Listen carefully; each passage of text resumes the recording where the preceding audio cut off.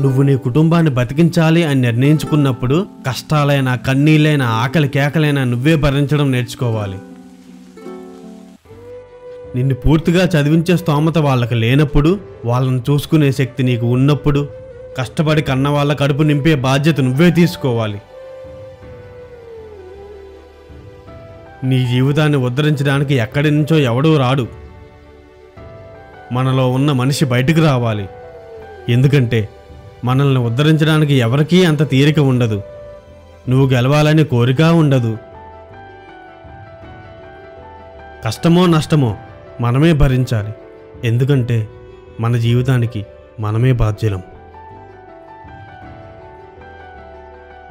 కన్నవాళ్ళు శరీరాన్ని ప్రాణాన్ని మాత్రమే ఇస్తారు అనుకో.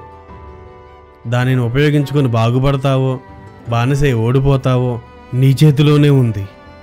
అంటే బండి మాత్రమే నీకు ఇస్తారన్నమాట. దానికి కావలసిన శక్తినిచ్చే సరైన మార్గంలో నడుపుకోవాల్సింది నువ్వే.